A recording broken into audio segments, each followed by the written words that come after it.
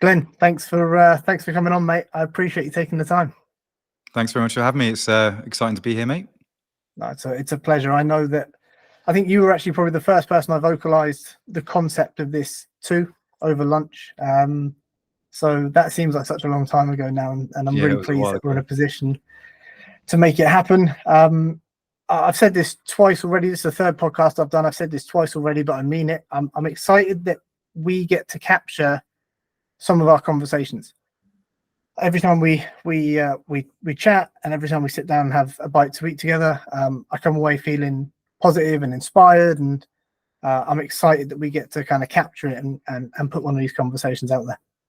Same for me, mate. Every time we've had those conversations when we meet up, it's there's so many takeaway points from it. So to actually record this time, and maybe other people might benefit from what we're talking about today as well. So yeah, I hope so.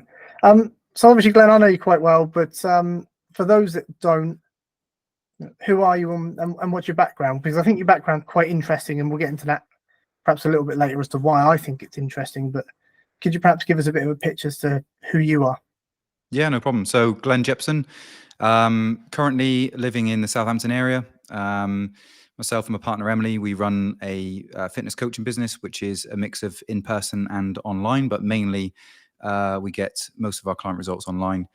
Background-wise, so as a youngster, was thrown into a pool at a young age and ended up swimming competitively until I was about 12 years old, then moved down from Northampton to Southampton. And that didn't then continue. But a few years later, then I started my working career and entered the Royal Navy. I spent 7 years in the Royal Navy as a marine engineer, worked out all the time. That's where my love for training really sort of stepped up. Had a bit of experience of doing some sort of fitness and weights training prior to that. But yeah, going into the Royal Navy was the way I really sort of got really into my fitness side of things with all the other guys on the ship that I was training with and the Marines, etc. So I spent 7 years in the Navy. I left there thinking the grass was greener, went into the big bad world of corporate, into the oil industry, and where I spent 14 years as a process leader in operations, effectively on shift. So doing a mix of days and nights for that entire time period. So there's a few things we're going to probably touch on today about sleep and all this kind of stuff. So first-hand experience about what sleep deprivation is like and how to manage yourself around that. And in January this year, I was able to successfully leave my corporate job and focus full-time on my coaching with Emily, and also my side project, which is starting to become quite a big old beast right now, which is videography and photography. So that takes us up to where I am now and a bit about me. Yeah. Great. It's a great overview, and the reason I was keen to get you on, Glenn, is because firstly, you and I share some similarities in the fact that we kind of maybe started our lives fitness-based, went into the corporate world in different ways, and then almost at the same time stepped away from corporate into this health and well-being and fitness coaching capacity. But I said the same with Adam Duncan, who I had on for the very first podcast. He's exactly the same. He started life in corporate and then transitioned to the world of sports therapy. I think there's a value there. And I don't mean any disrespect to PTs that haven't done that or fitness professionals that haven't been in that realm.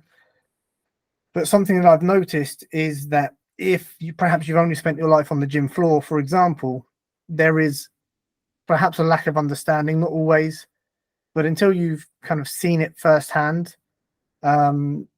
there are challenges that busy professionals have that maybe can't quite be comprehended. And so what I loved about your background is the fact you've been there, you've done it, you understand. And so when you speak from a position of authority and a position of knowledge. And I think that's really powerful. So as many know, my background was luxury hospitality, maritime, predominantly cruise and super yachts, where it is awful hours, antisocial hours, particularly those that are on board. It's not just antisocial hours, it's like a 3 to 8 month contract. Yeah. So it's horrendous. And so, my first clients actually came from cruise, because the minute I set this up, they wanted to come across because they were suffering in the ways I know you've suffered previously. So Let's start with shift work if we can. Yeah. Something that you're very well versed in. And there's a lot of things I would like to break down within shift work, but I think I'd like to start with sleep. Okay. Perhaps you could talk to your experience within broken sleep, how that affects you, waking up at different times, etc. Yeah. So there's a lot of shift workers out there, whether it be in the NHS or whether it be in the fire service, the police, etc. This all applies regardless of what pattern anyone's on. The biggest disrupting factor is when you go between your day shift and your night shifts or back again. So for me personally, we would have 2 days, then 2 nights. And so you'd have 18 hours transition between your last day shift into your night shift. So that was always the main challenge that I faced around sleep, because you're having to get yourself consciously into that night shift mode. Between days as well, it depends on what your lifestyle is like outside of work. For me, it's 12-hour shifts, so be getting up at say 4:30 in the morning. Sometimes when I was mad into prepping my 3 meals of chicken, rice, and broccoli and all that kind of stuff in the early stages, I would be getting up at 4 o'clock to prep all my meals. But I realized that I could actually do that the night before, so that's sensible. And I could get up about 40 minutes later. But yeah, we were getting to work for about 10 past 5. It was a very short commute between shifts. I would regularly go to bed at say midnight. So this for me, I don't want to sound like a hypocrite when I say this, because there's things that I applied later down the line when I got rid of some external stresses and some extra work. So the photography is one side hustle at the time when I was obviously working in the industry. We also had the coaching business that we were building up as well, and we've got ventures into property and some other bits and pieces as well that we did. And so my time was very much split between traveling 30 minutes down to one of my property projects outside of my working hours, as well as doing the shift work itself. And sometimes you'd have major maintenance periods where you would be required to do 6 days on, 1 day off. And we were even renovating my house in that time whilst I was doing in that period of doing 6 on, 1 off. And so there are times where it's got to be accepted that as a shift worker, if you've got a lot of stuff going on outside, that you're probably going to have a little bit less sleep than normal. And some people function okay on a little bit less sleep. For me personally, I could get away with functioning on 4 hours just because of my experience in the Navy. You really got told when you were going to sleep. Right. But yeah, I think in terms of was that benefit me? Obviously, absolutely wasn't. It's no good for your health having regular 4 hours of sleep and trying to sort of present your best self the next day. So my capacity for work was obviously reduced. I still have a high capacity even on a short amount of sleep, admittedly, but it was noticeable difference in my mood, my willingness to do certain things, the drive to be able to get things done. Certainly once I'd finished my day shift and wanting to go to the gym, my performance in the gym was obviously dropping as well. So there are always going to be times for anybody listening to this, whether they are a shift worker or not, there's always going to be times where you just can't help it. You can't help the fact that there's going to be reductions in sleep. You're a parent, you've got a lot of sleep deprivation coming with Roman as well, I guess. And if it's easy now, it probably will be harder. And if it's hard now, it'll probably become easier. So you're facing a form of shift work yourself. You're not wrong. And actually, something I discussed on the previous podcast with Garth Beverley was that what's really, so I wear a Whoop, and I don't live and die by it, but it's a useful tool to have. Same with any smartwatch or smart device. And because of the disruption in sleep with Roman, my son, I've identified that 6.5 hours I can operate. But my recovery score tends to come in around the 60% recovered. Versus 7.5 seems to be the sweet spot. If I can get 7.5, I'm getting mid to high 90% on the recovery. My my HRV is elevated. So just that hour's difference. So there's been a really fascinating kind of insight for me that 6.5, I'm going to function, but I'm not going to be optimal. 7.5, I'm flying. And kind of if I'm in the 5.5, 6, then again, functioning, but not really operating well. So I hear a lot, and I've heard this from the busy professionals I've worked with over my career, that You'll always have someone say, "Oh, I can get by on 4 hours and I work fine." Maybe. I mean, Mm. you might just be used to being tired all the time. Mm. But I forget what it's called now. It's going to really bug me. But there is a specific gene mutation Yeah. that does allow some people. You're probably aware of this as well. That Yeah. allows some people to sleep as it's sub 5 hours. But the likelihood of you having that particular gene mutation that allows you to function off of 4 hours sleep is the same likelihood of being struck by lightning twice. Yeah, exactly. Yeah. Yeah. I think So I think what's important to define here as well is that there's a difference between just getting by and functioning off of a low amount of sleep. But if we're talking about improving performance, which is what we both talk about a lot, especially with your client base, my client base, we're dealing with a very similar sort of spread of clients. It's that it's not acceptable over a long period of time to assume that you're going to make the best performance gains on such little sleep. You can get by, and you can turn up to work, you can get your work done, you'll feel groggy, but in terms of your physical improvements, your cognitive improvements, it's just not going to happen without getting that sweet spot, which is obviously different for everyone. But like what you said, I agree, you're probably around the 7 to 8 hour mark of good quality sleep. Now, you can go to bed for 7 or 8 hours, but doesn't necessarily mean you're going to get good quality sleep. You have to have very well rested, just good sleep, where you go into your through your cycles, through your REM cycles, etc. And that's when you you wake up and you feel refreshed, basically. So yeah, you could probably function off of 4 or 5.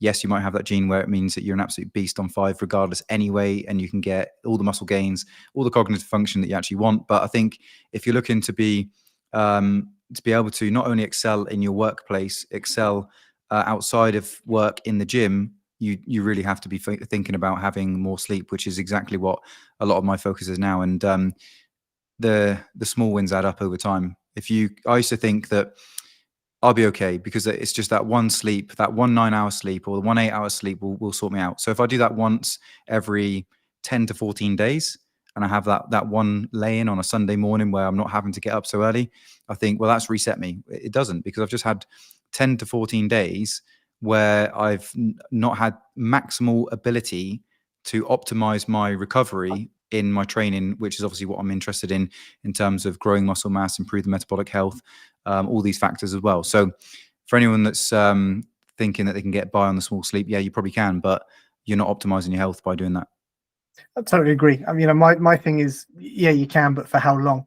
Mm. And if we want to get really dramatic about it, what's going to happen 10, 15, 20 years down the line? Because you're just maximizing your chance of falling into some sort of clinical illness. But yeah, I'm totally with you. I know that's something that we both try and exercise as much as we can at the moment. Tell us a little bit, if you can, about managing your nutrition on a shift pattern.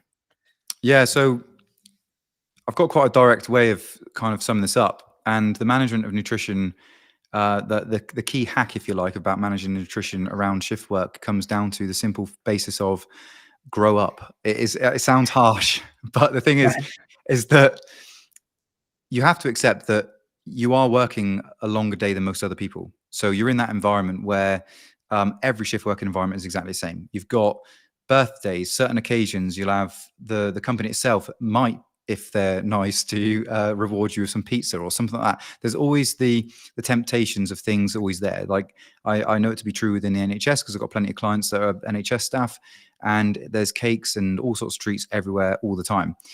We certainly had that in our working place. So if anybody came in on overtime, they'd bring in a huge bag. It was like a Santa's sack of chocolate, which they'd then distribute to everyone, or they'd pass the bag around so everyone could take a chocolate bar. I mean, if you had 3 people on overtime, you'd have 3 bags going around where somebody sat there in front of themselves with a twirl, a double decker, and a Kit Kat chunky, for instance. Other chocolates are available, but do you know what I mean? And it's like, before the end of the 9 p.m. meeting that we have, before the end of that meeting, they're gone. They've sat there, and that's somebody that's like, that could be a console operator. So their job is to sit there for the 12 hours and run the computers and put the products everywhere. And so there's very little movement, but they've already just polished off, say, 800 to 1,000 calories just for that meeting, not including the food they brought in already. So it's no wonder that there's obviously an obesity epidemic in the country, and it's all down to the influences of the workplace environment and obviously the culture of the workplace environment. So shift work culture is very much like that. You tend to spend more time with the people at work, unfortunately, than what you do with your family. Now, that's quite a significant factor when you're doing this type of shift working pattern. So you obviously get a very good camaraderie with the people on shift. And so you do spend times where I've worked every single Christmas of my 14-year career. Every single Christmas day I've been at work. Right. Right. And so obviously that's one event, which clearly we can have a nice slap up meal, but we're having that slap up meal and then going and having the seconds when we go home as well in the evening. Now we can write that off as one day, but when you look at the culture on a day-to-day basis, week-to-week basis, the food is just there all the time. So the way I would manage my nutrition is obviously just know for a fact that I had a certain amount of calories that I needed to consume, depending whether I was in a fat loss phase or a muscle building phase.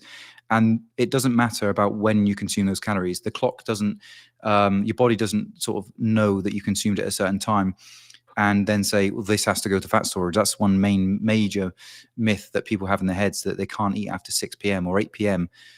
I would eat consistently throughout the day, consistently throughout the night.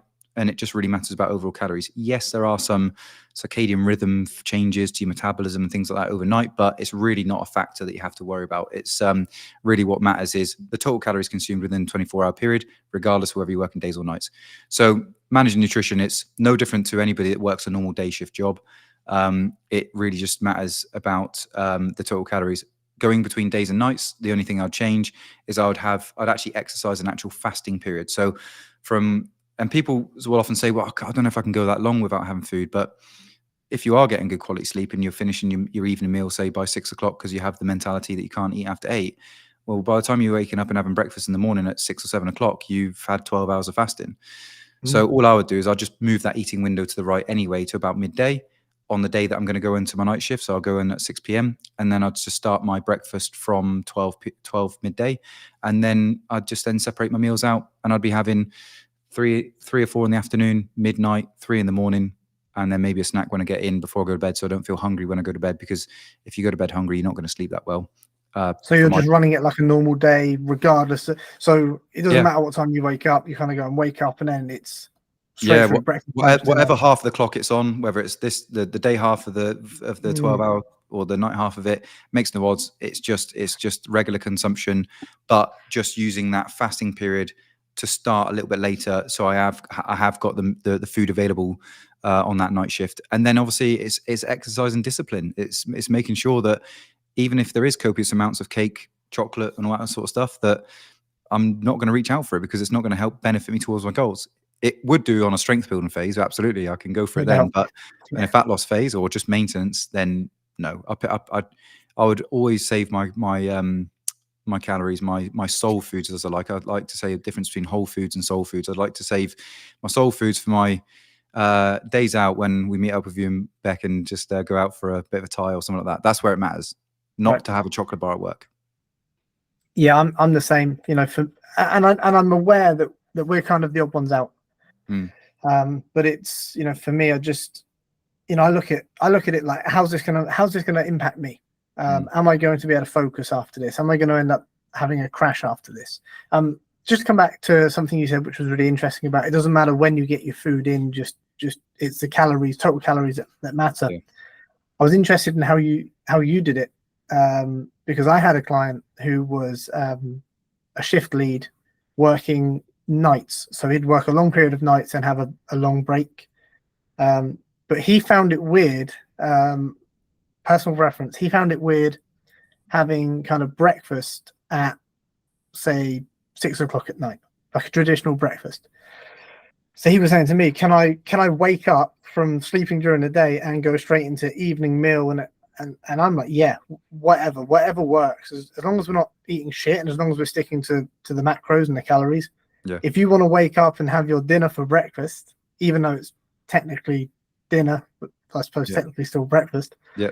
Have at it. Whatever works for you. And then if you want to go work all night, and then your last meal in the morning is our breakfast, have at it. I really don't mind. But it's interesting that you slid yours across. I think I'd do it your way if it was me personally.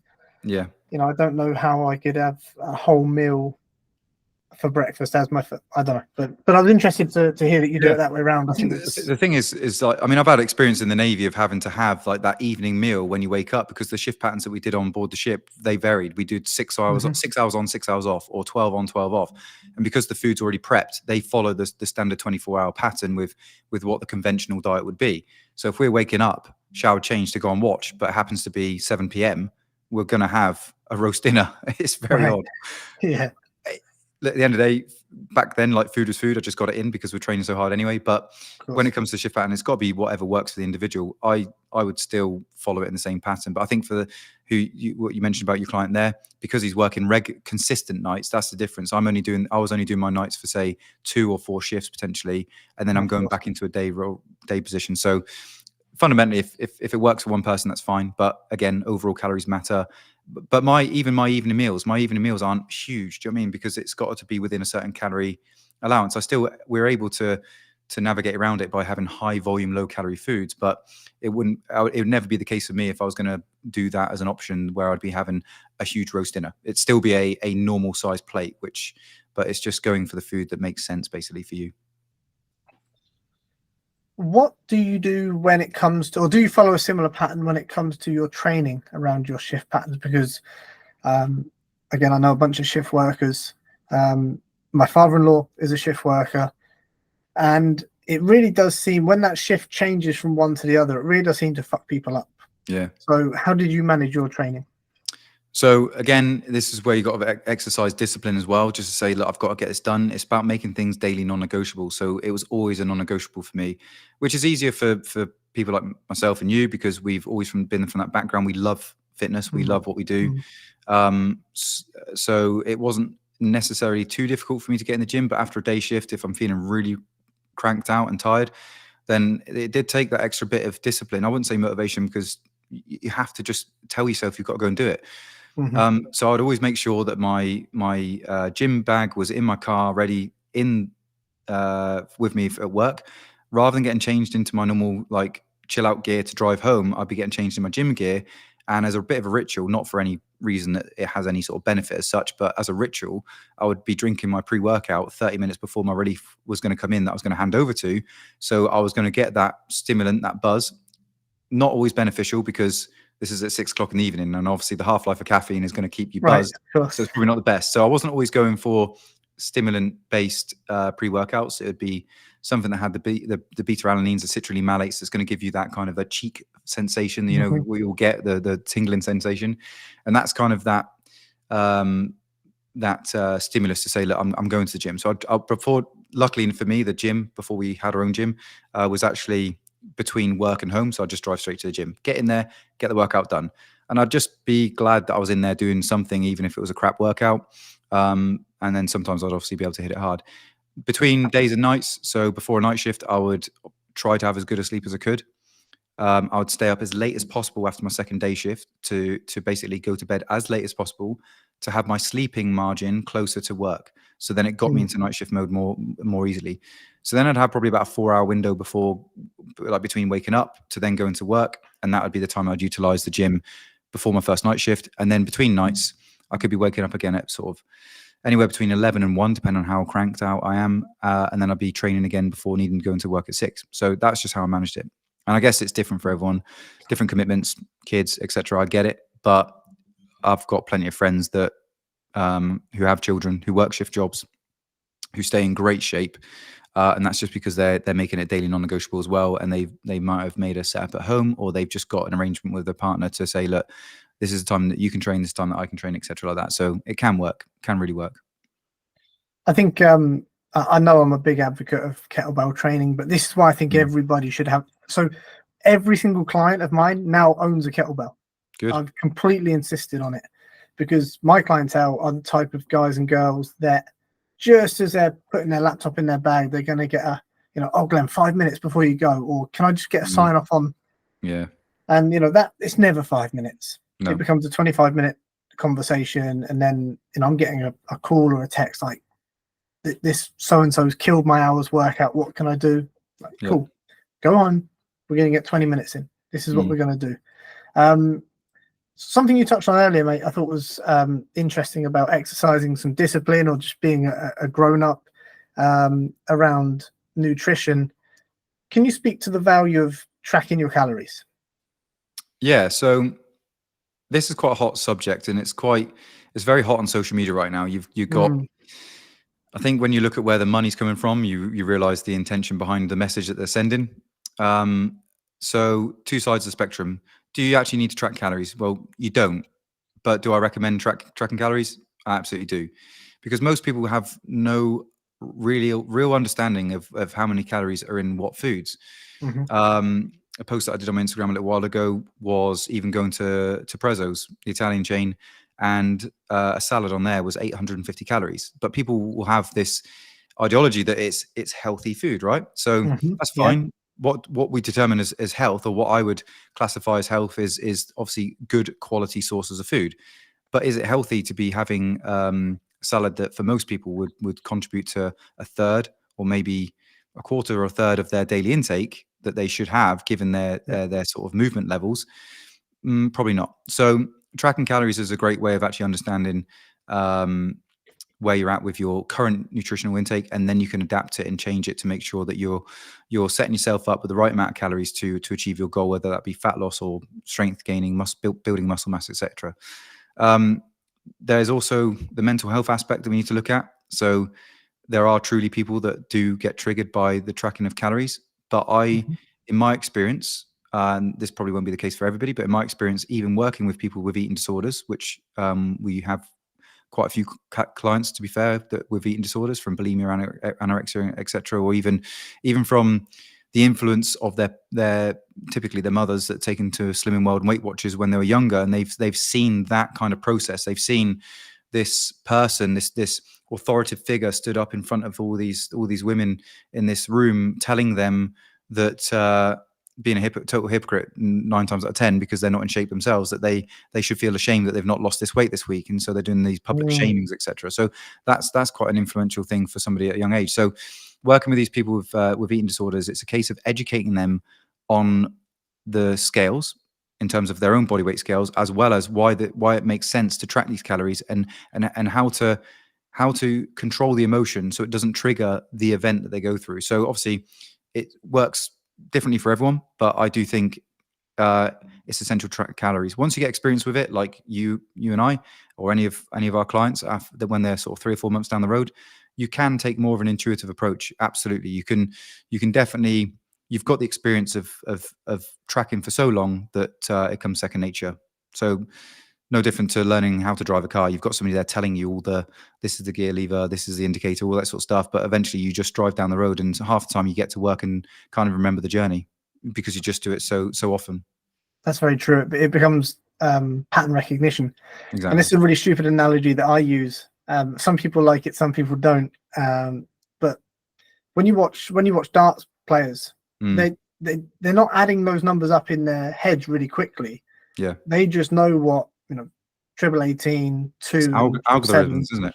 Yeah, they just know what that pattern equates to, and it's kind of the same with food. You kind of look at it and you kind of go, I know how much protein's in this, I know how many carbs. Yeah. Although I was surprised that there's because I've been playing with my macros recently, and I was surprised to see that there's a 1.5 grams of protein in a peach. So yeah, it's an interesting one. For your muscle gains. If you try to hit 30 grams in one meal, though, you might be on the toilet for quite some time. Yeah, that's a lot of peaches. Yeah, for sure. I think something you also touched on, mate, that I love having a pop at, to be fair. But Slimming World, Weight Watchers. Yep. I can't remember who said it. I want to say it was Joe Wicks years ago. I heard him use this quote and I fell in love with it. He said, Slimming World will try and sell you one of their branded fudge brownie bars. Yep. As a snack, but they'll tell you an avocado is off the menu. That's too high in fat. And I thought, wow, that's a brilliant way of looking at it. I also think when you are, well, there's two things actually. Firstly, I've been hearing quite a lot on social media, people using the tracking your finances, tracking your macros comparison. Yeah, so like budgeting, which I'm not mad at. Budgeting your money. Yeah, makes sense. I think it makes a lot of sense. So I think that's something that people need to overlook, and also I think the other challenge that comes with the tracking of the calories is people start to get on your case. Or that's a bit obsessive, that, or oh, you're no fun. And my response, because I've had a few clients, actually weirdly enough, it's my female clients that come to me and say, my friends are giving me stick because, and my standard stock response is fuck them. Let them do them. You know, we're moving forward, we're getting better. It does have a stigma around it. It does, but I think that part of the stigma is the social circle that you're around. There's always going to be jealousy, and I talked to my female clients specifically about this in the very early stages when we go through the initial onboardings. Is that the fact that you've got on this call, and I ask them, like, have you actually told anyone else that you're seeking a coach? 9 times out of 10, no, they want to keep it to themselves. And then I'll have the conversation with them that you're probably going to go through some harder times where your social circle, the influential people around you are going to display jealousy, but they're not going to display jealousy as how you think they're going to do that. They're going to basically tell you all the reasons why you shouldn't be doing it. But fundamentally underlying that comment is the fact that you're doing something that they're not willing to do, or they can't do right now. So if you can overcome those comments, you'll get the results you want. But the thing is, you become the person that's being a bit standout-ish, and that you're doing something totally different from that group. But either one or two things happens, which I've seen so many times, is that individual then becomes an influencer with their micro influencer within their little social circle, and then the rest of them want to do exactly the same as what that person's done because they've seen the process. You initially get all the banter about them not having certain foods when they're out on a social event, but they have the empowerment later down the line to say to them, when they go, Jesus Christ, you look so amazing, like how the hell have you managed this? If their friend hasn't seen him for like a month or so, then they go, well, you know, all the shit you gave me when we're out for a meal, not having, like, I kept to a main and that was it. Well, that's why I was doing it, because now I look great. Or it can unfortunately go to the extreme where you feel like you're no longer part of that social group. But that's not necessarily a bad thing, because at the end of the day, I agree. you kind of are the nomination of like the 5 people you spend your most time with. And like, if you are a larger person unhealthy, it's probably, you've got to look at your friend group. 9 times out of 10 it's because the rest of your friends are, they follow suit. That you are very much the same. You have the same interests. You all like food. You all like to go out and celebrate that. But if you actually get to realization at some point that you need to make a change to your health, you're the one that's being the black sheep now. And sometimes people don't like it. And so if you then find a new group of friends that are mad keen into the fitness, most of us fitness pros and especially people into fitness, like, we are foodies. We love our food. Like, oh yeah, I can vouch for it, man. I think about food all the time, but I think there's just the mental shift where you've got an element of control over it. But yeah, the influence and how things work with people when they start on their fat loss journey or their health journeys in general, it can be a hard one to overcome psychologically. But the ones that do overcome it, they're the ones that get results. I had a client fairly recently who, I mean, I love him for this, but he took, this is genuinely true, he took a packed lunch to a boys' pizza night, pizza and beers. And he told me about it, and I was like, that's awesome. You know, that's really brave. He said, yeah, but my mates absolutely battered me. And I had to explain to him that his mates were right, because if that had been one of my mates that had brought a packed lunch to a pizza night, I'd have slaughtered him too. Yeah. And then I'd have patted him on the back and said, look, I love that. Well done. Yeah. Because I guess that's just how guys communicate, right? They were right to take the piss out of you. Yeah. But it was like, give him a bit of stick, ask him if he brought his maths homework, you know, give him a bit of answer. But then they were all on board. And so I love that. Talking of pizza, actually, Bex and I had Domino's at the weekend, and I think it's really important to highlight that you can, by the way. 100%. We're not saying don't eat this stuff. We're just saying if your diet mostly consists of this stuff, then there's got to be a lifestyle change. 100%. But I mean, you know Bex really well. You know what she's like, and I'm pretty disciplined too. I didn't miss a macro last week. Yeah. I was on the numbers. Yep. And so I thought, I trained 6 days. I did jujitsu 4 times last week. I trained in the gym twice. I'm having a Domino's tonight. Absolutely. And then guess what? Next day we're back on track and we go again. So yeah, for me, it's finding that balance. I think that's really important. Otherwise, you'll go insane. It's the balance between how do I want to feel? What do I want to look like? how often do I want to partake in the sort of deviation from the plan? And when I say the plan, like most people do like routine. Most people do like getting into some sort of routine. So if you can get into a routine, a good healthy routine with your food throughout the week, there is literally nothing wrong in having a pizza or something nice afterwards. Like me and Em, as you know, you've probably seen on social media and things, that I spent the last 10 weeks dieting down for a photo shoot, which Emily bullied me into, it was my first one ever. And yeah, I had to be very consistent.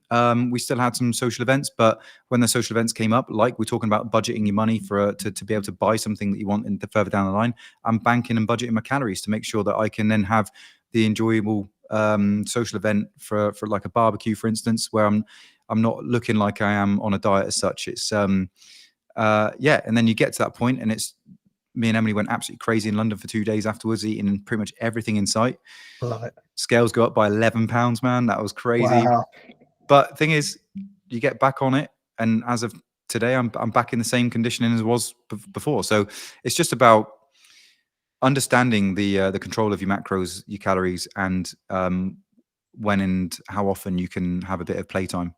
And you have to have that playtime. Like, I would never say to anyone they have to avoid all these things and go for the chicken, rice, and broccoli 3 times a day and all that sort of stuff forever. It's not how we're supposed to live. It's 90% on it, 10% is all the fun stuff. Basically, is kind of the ethos I follow. Yeah, I love that. You touched on the salad from, where was it? Prezzo's, yeah. Earlier. Prezzo's. Yeah. What foods do you find people make mistakes around the most? And I'll give you a quick analogy. When I first started lifting weight, I was banging to the bodybuilding when I was in my late teens. I wasn't very good at it, but I liked it. And I would work out at the gym, and right next to the gym was a Tesco. And I would go in there after every session. And looking back at it, it's mad. I would buy the honey mustard chicken pasta pots, pre-made pots. Yeah. That was protein. Yeah. And as I got to know a little bit more and learn a little bit more, whilst there was 30 grams of protein in that was awesome. The rest of the shit that was in this thing was undoing all the hard work that I just sweated out in the gym. Is there anything that you find that clients kind of turn around to you and say, well, I thought that was healthy? Yeah, I think pretty much that comment comes up so much. The classic one is I know it's healthy because it's all home cooked, and it's like, just because it's home cooked doesn't necessarily mean it's healthy. So my definition of what's healthy when it comes to food is the quality of the food itself.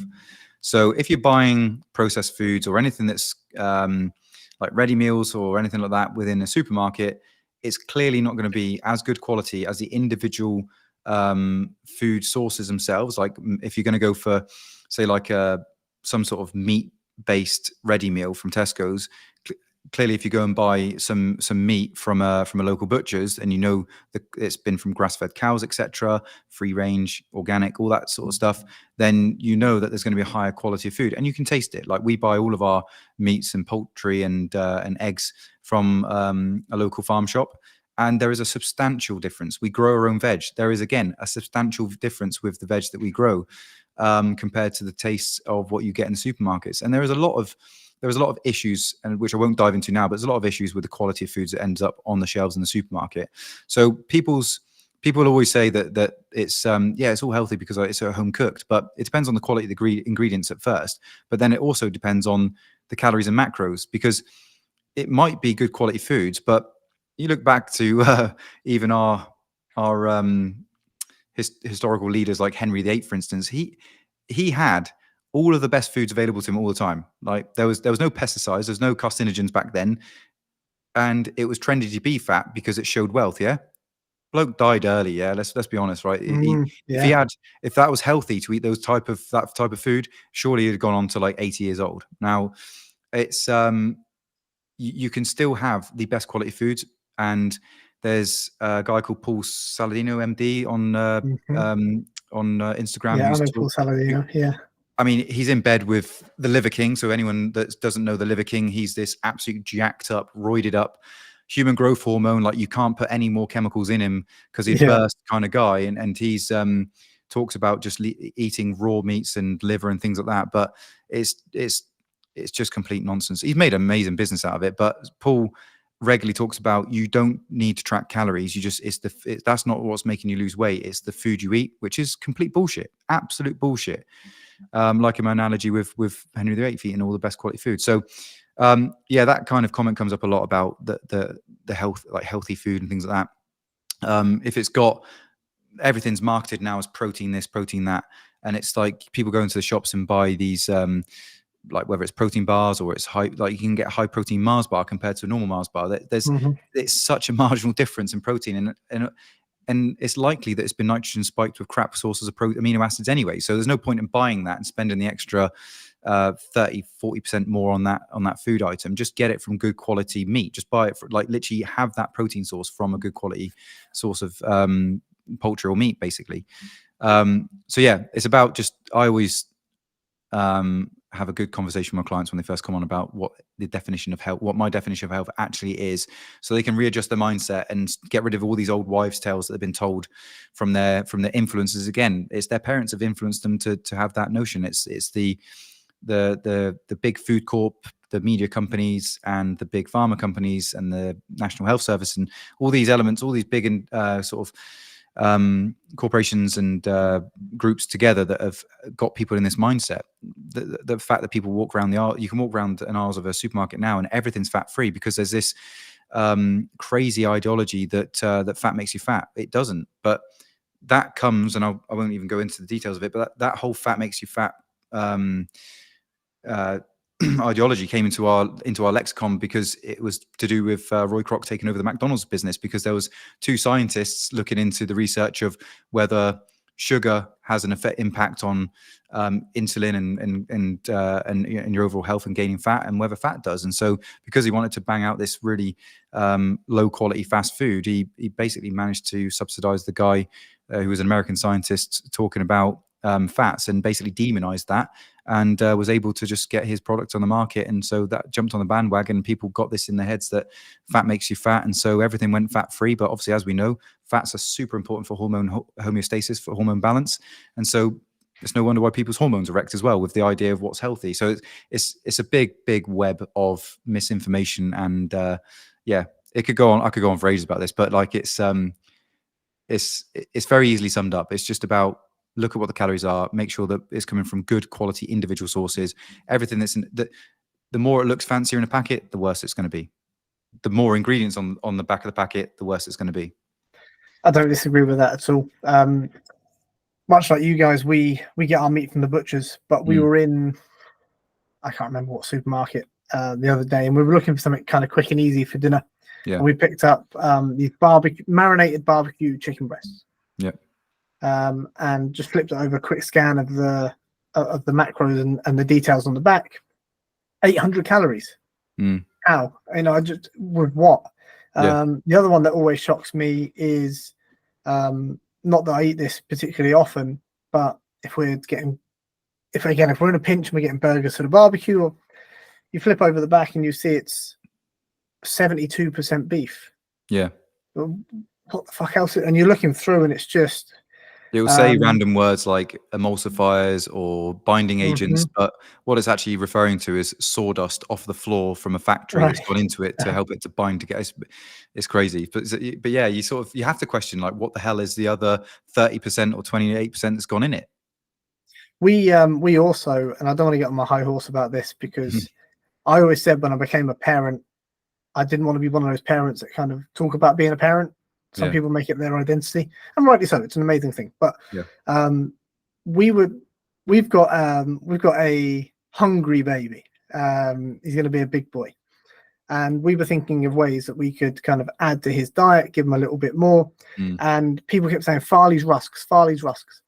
So we went to a supermarket. I was curious. I looked on the back of the ingredient packet, and I read through about 6 or 8 ingredients before I got to a recognizable food. Yeah. It was just all different flours and God knows what else, and absolutely not. He's not eating that. So no, it's no wonder. It's no wonder why we have this again, another epidemic of ADHD and neurological disorders and things like that, because it's a fundamental fact that we're not as bad in the UK compared to the quality foods in the US. Since Brexit, there's definitely a change in legislation for us in terms of the quality of foods because of coming out of the EU. The EU have got some better laws in place at the moment, but and there's other things going on as well. But in terms of the quality of food, yeah, I don't know, you just can't trust it, and things like that. You're thinking, literally earlier on, I was out for a run and ran past the local co-op, and there was a kid there holding a whole tube of Pringles. He was eating a bag of chocolate. This is at 7 o'clock in the morning. I started my run at 6:30. He was on his way to, obviously his mum was there taking him to school, and he's already got that. He must have had breakfast, or maybe he missed breakfast, but that was his breakfast. That was breakfast. Like digging into a bag of chocolate. He's got a tube of Pringles there. I didn't see his bag, but I'm sure his mum had the bag in the car that he was going to take to school with his packed lunch, unless he gets lunch at school. And you're just thinking, my God, that's the kind of crap that's going into our young generation. It does play a huge factor on neurological function, growth, health, everything. Yeah, I totally agree. Glenn, how long is it going to take me to get in shape?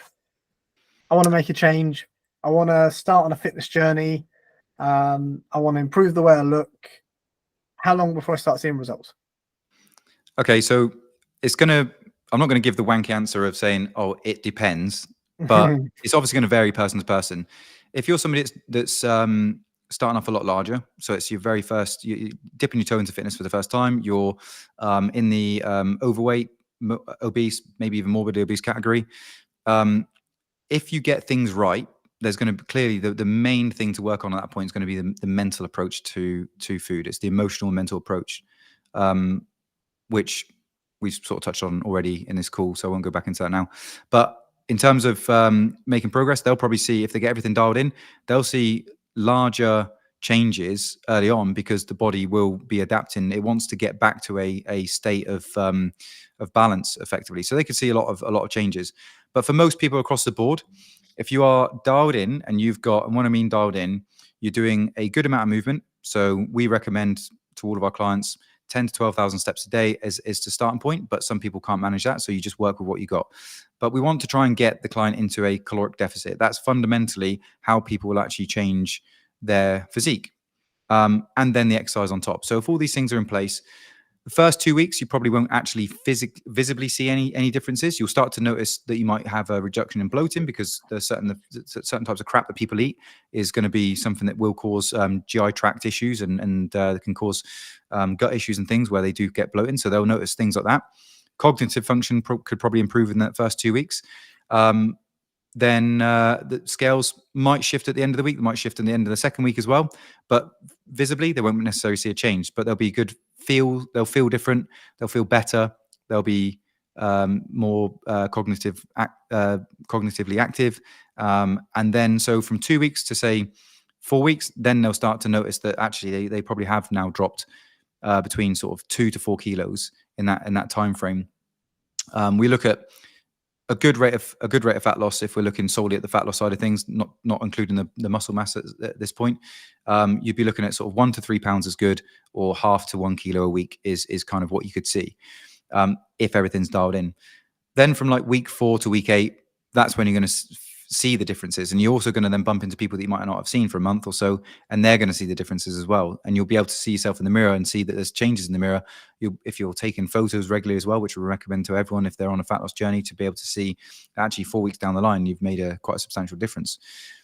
If you are starting off at the bigger end, then it could take you up to a year to get to the place of what would be deemed as healthy. But if you're starting off from a place of just carrying a bit of like a muffin top or a little bit extra chub here and there, then you could be looking at between sort of 8 to 12 weeks to get in incredible shape from that point. So it varies person to person, but the rate of fat loss is, if everything's dialed in all the same, is going to be pretty much similar for everyone, about a kilo a week. I had a client recently, and he's going to hear this, but it is what it is, because I'm not saying anything that he hasn't already heard me say, and I think everybody else needs to hear. It's tough love at the end of the day, so it has to be said. Yeah, and we're really direct about it because it's an exact science and it's exact maths, with a little bit of genetics sprinkled on top. Had a guy come to me, bigger guy, and told me that he tried everything. He tried everything get in shape. I've heard that so much. You name it. He hadn't tried sticking to a scheduled exercise routine and a well-structured nutrition plan for a year. Yeah. But he had tried everything, and so again, you've heard it a bunch of times. I've heard it over my years, even going right back to when I was head of gym membership sales at a gym in Southampton. Yep. And people joining the gym saying, "Oh, well, I've decided I'm going to join the gym. I've tried everything." Here's the thing, guys: you haven't tried everything. No. If you haven't stuck to a regimented routine of quality nutrition, good exercise, good sleep for an extended period of time, not 8, 12 weeks, like 9 months to a year. If you haven't done that, you haven't tried everything, and that's often the problem. You know, they'll get some results in a short span, but it's not enough. So, you know, I think that's a bit of tough love that everybody perhaps needs to hear. This is a question that I get asked from time to time, and I'm sure you've heard it as well. Why is so and so making more progress than me? Because that person is sticking to the plan. They're adhering to the plan. Their adherence is through the roof. It's at optimal level. Even if you're, what you get a lot of the times is that people will check in. They'll then say to you that they've been on point with the calories, but there's been no changes. So as a coach, you can sit there and go, right, okay, there's been no scale weight changes. You've not reported any changes on your body measurements, and I can't see a visible change on the photos. So clearly something's not quite right. So as long as you've ironed out all the creases in terms of the inaccuracies that people have with tracking calories, for instance, what people will do with tracking apps like MyFitnessPal is if they're going to track that they've had a potato, for instance, they'll just put in generic 1 large potato, but that can vary massively, right? What we want to see is actually how much did that potato weigh in grams, because a large potato is just it's an arbitrary object. Like it could be this, it could be that, it could be 200 grams, it could be 500 grams. And so that difference could mean that something significant. That one meal could have been out by about 200-300 calories, maybe more, maybe less. You might be under eating, but if you're under eating, you're not going to be saying you're not making any progress. So it's making sure that you've ironed out all those creases with the tracking side of things. And then it's going to come solely down to the fact that the client is just absolutely lying. They're not sticking to what you're telling them that they should stick to. And often, unfortunately, like you just touched on this a minute ago with the tough love angle, you have the tough love approach with them and just say, look, something's not quite right here. You're not sticking to it because there's so few medical conditions that would stop you from losing weight. So few. And even the most common ones that come up all the time, like PCOS. Yes, there are some factors with PCOS that will reduce the rate of fat loss, but doesn't stop it. And so when we've had several PCOS clients that have made incredible transformations, and we've got the one that stands there and says it's all because of PCOS, it's like it's not. It's all because you're just playing. Sounds harsh to say, but you're basically raising and playing the victim card about the fact you've got that when so many other people have also got that and also got the results.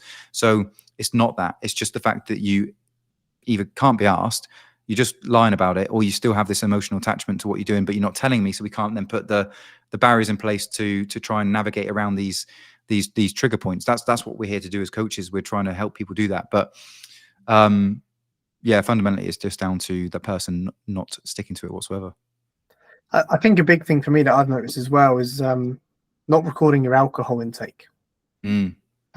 I should say we, Bex and I, had a client last week who basically smashed the week. Macros were as good as probably any I've ever seen. And we're talking like over by 2, under by 1. It was as near as you can get. And then went to some sort of social event and ended up consuming a day's worth of calories and alcohol. So then you look at it from the standpoint of you've now consumed 8 days worth of calories in 7 days. Yeah.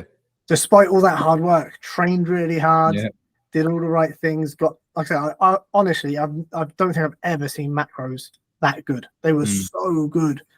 And then to literally piss it all away just felt like a real shame. Yeah, it is. And I think So I won't mention who she is, but I've had cause she wanted to stay fairly anonymous throughout the whole coaching anyway, but I had a client that, it didn't take long for me to just basically come out and say, look, what else is coming on? What else is happening during the day? Because you're tracking, you're sending me photos as well. I got to actually send photos of the food, etc. at some points. But something's not quite right here. Like, what is your alcohol consumption like? And it took a bit of time, but once we got there eventually, and she basically is a functional alcoholic, and she'd never described herself as that. That is my determination of it, based on the fact that an alcoholic is determined as somebody that requires 7 units a week, regardless. Like, so it's when I say requires, it's you have the habit of having at least 7 units of alcohol a week, which is crazy because it's not even a lot. Like, don't get me wrong, I'm not trying to sit here and be a hypocrite and say that I've never gone out on a bender. Like, I've had 7 years in the Navy, destroying brain cells, work hard, play hard mentality. Yeah. Of course. But obviously, we're talking about if somebody wants to make a substantial change. For the last 10 weeks leading up to my photo shoot, did I have any alcohol? Such a small amount. It was like a couple of beers at a barbecue. That's it. But we're talking about people that are basically just lying to themselves and obviously lying to us, where they look like they're tracking the calories, but the alcohol consumption is coming in. And it's like when you've got a Tuesday afternoon, Thursday afternoon, where there's a whole bottle of champagne gone. Then you've got a Saturday. It's like, obviously they're client meetups. They're scheduled. They're going out for the networking events, right? That happens. That's what happens. But you have to be very mindful about the alcohol intake. And yeah, it's the easiest and quickest way to ruin a whole week's worth of progress, whether it happens during the week or whether it happens on a weekend. But that's when you, again, going back to the analogy of like banking your calories or like managing your finances, you just need to be you have to, except for some people, they have to be more aggressive with the calories for the week. You might have to drop that client down if you've got a 5'7" female that wants to drink that much alcohol through the week. Unfortunately, some days her calorie intake might have to be down to 1,000 calories. That's just the way like, you can't have your cake and eat it, like in that sort of sense. You can't do your 1,600 calories and then consume that and expect to get results, or go out and do 25,000 steps a day. Are you going to do that? No, you're not. Right. So what we've got to do is either knock the calories from the alcohol on the head, or we're going to have to drop your calories down so you can have that alcohol that you so desperately need. So yeah. Great advice. I think it's a really good insight. You and I both have a hard finish very shortly, but I'd love to get your take just before we wrap on social media, and perhaps why you should take it with a pinch of salt, and perhaps why you shouldn't compare yourself to those that you see on social media. Definitely take all of social media with a pinch of salt. It's very difficult because obviously we're all on social media promoting our own businesses and promoting our mantras and our ethics and all that kind of stuff. But I think when there's two sides of it. You've got people pushing business and pushing products. So definitely question and query every product, because does it need to get to a point where, I mean, we've got to a point now in society where people are so keen to get the quickest wins. People will say they're busy, and this is one of the biggest factors for me, is people will say they're busy all the time, but actually they're not. Every single client, I'll challenge them. I bet their fucking screen time is about 3 or 4 hours a day, right? Even my screen time, as being somebody that posts on social media on a daily basis, is not 4 hours. It's not 4 hours, right? I ain't got the time to be on social media that much. If I am, it's doom scrolling. I'm wasting my day. What else am I up to? So if somebody says they're busy, they're lying through the back teeth. They're not busy. Even if they then come at me and say, well, you're not a parent, you don't understand. It's like, then I'll say to them, oh, have you seen, and I have to go back this far back because it's the only major TV series I can think of, but like Game of Thrones, I've never watched a single episode, by the way. But like, I'll say to them, oh, whatever the latest thing that people talking about, and now I'm not in the refinery in the corporate world anymore. I'm not hearing these conversations, so I have no idea what the latest thing is on Netflix, to be fair. Right. But I'll just say, oh, have you seen the latest episodes of this? And they'll go, yeah, it's amazing. We binged it all. We've watched the whole thing. Well, you just told me you're busy. Like, you just told me you're busy. Like, what's going on here? So you've just spent this week watching 8 hours worth of content, as well as what's on your phone. So social media itself, where people are looking into that, and they're looking at these people that have got the most amazing bodies, if that's what they're chasing. We're talking about health at the end of the day. So if you've got these people with the most amazing bodies, that's given a complete warped view of what's actually achievable. These people have got one or two things: either amazing genetics, which does happen for a lot of people, and they're natural, or they've got amazing genetics and they're unnatural, i.e. enhanced. They're on some form of drugs to get themselves to be that big. Or They could be absolutely natural and be of such low body fat percentages because that's what they're doing. They live that lifestyle, they diet down, and so they can reveal that muscle mass, male or female, and so they look great. Some of these things are achievable. In fact, they're all achievable, but it depends on what route you want to go down. And so that can give you a complete warped view of what's achievable. And if that person then is selling a product like a supplement, you're going to be like manipulated into buying it, thinking it's going to be a game changer. It's not. So yeah, social media can be a horrendous space. It's definitely where most of the eating disorders and mental health issues are coming from, because people just don't feel like they can achieve what these people are achieving. At the end of the day, what you've got to realize is, like, there's billions of people on social media, and the algorithms are going to push the content out there that's going to be doing so well, because the fact is these guys and girls look so incredible. They're the top 1%, and so you'll see Exactly a lot of that. You'll see a lot of that all the time. So yeah, it can easily influence you into a downward spiral of sort of negative and self-destructive thoughts, thinking that you can't ever achieve that. But what you got to realize is just put yourself in the middle ground and say, look, what is achievable for me? Is it achievable to go down to looking like that man or woman? Well, it is, but you've got to follow what they do. Right. There's got to be a sort of cut off somewhere halfway between. But I definitely think turning off the TV, turn off social media for good chunks of time is definitely, like, especially mainstream media. Jesus, get that off, turn it off. But mainstream media is definitely Instagram, Metaverse, YouTube, Google, like all these platforms is mainstream, and it's all got a narrative. It's all got an angle to sell to you, to coerce you, to make you do things, to just to get you thinking a certain way. So I think, yeah. How do you navigate round? This is a question back to you, though. So now we obviously know who we follow and who are significant figures that we follow because we trust them, like Dr. Lane Norton. I follow you because you know what you're talking about. And we know that. But how do we, as micro influencers as such, get our message out that we truly believe is right? Like everything we've said on this podcast so far, like fundamentally is right. How do people sort of latch on to us and then realize that what we're saying is actually more valuable and more direct and more informed information than somebody that's got 1 million followers? It's a really good question, and I don't think we'll ever win that battle. We might win that battle long term with the way that TikTok runs their algorithm based on merit as opposed to kind of popularity and clicks. But unfortunately, Glenn, the challenge you and I have is that what we're talking about isn't very sexy. No. Go to sleep on time, eat well, do the hard things. You know, there's not a lot to it. So something really interesting that I noticed when I was big in the consultancy space and was doing really well in my previous career, tons of engagement on my posts. And as soon as I switched into this, my following didn't drop. I can see I still have the same, if not more, impressions, people viewing my content, but it has turned people up. People don't want to hear go to bed on time, stop eating shit, exercise.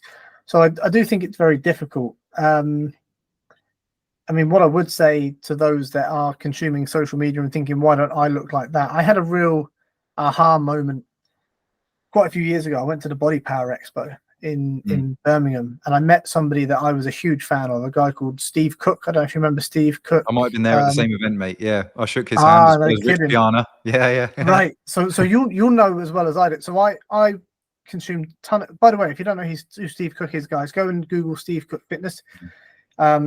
He's the type of guy that if your missus says, don't worry, he's just a friend, like, do worry. The dude the guy's a stud.